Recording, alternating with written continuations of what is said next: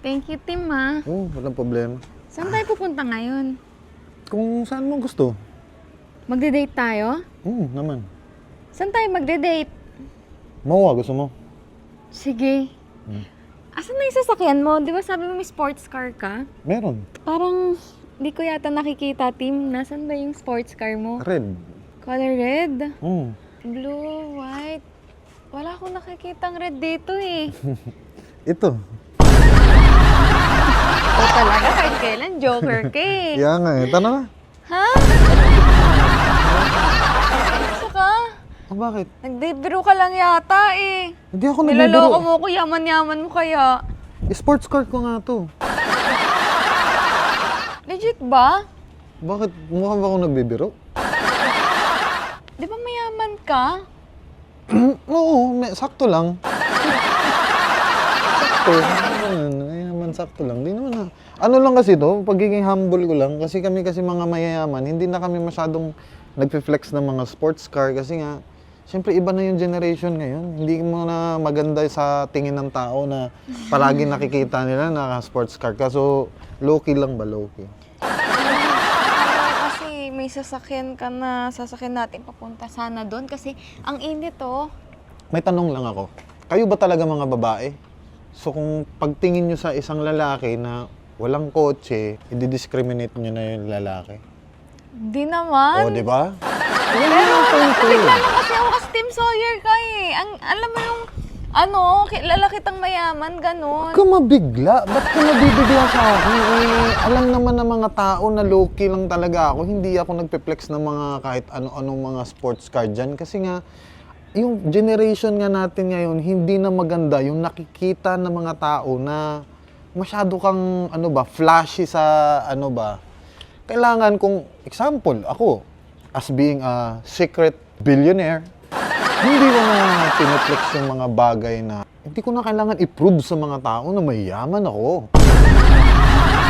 Grabe. So ito talaga yung natin, sasakyan natin papuntang MOA. So gusto mo talaga sports car gagamitin ko ngayon? Sana. Hindi pwede yun. So ito na nga talaga. Wala ako nun eh. Ha? Ay, hindi. Nasa garahe pa kasi mga sports car ko. Tinatamad ka ilabas? Oo, syempre. Tsaka, ang hirap nun. Kasi makikita pa ako ni Daddy. Kung makikita niya ako, papagalitan na naman niya ako. Kasi last time kasi, yung isang Ferrari ko, nabangga ako.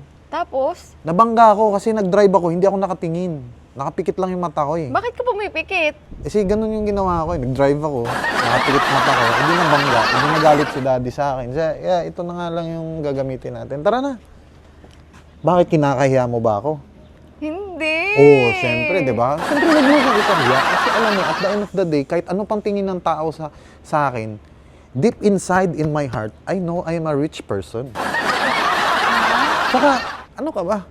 Secure na ang buhay mo sa akin pag sa akin ka. Kasi, pag tatanungin ng pamilya mo sa akin, kaya mo bang pakainin yung anak ko? Ano yung sasagot mo?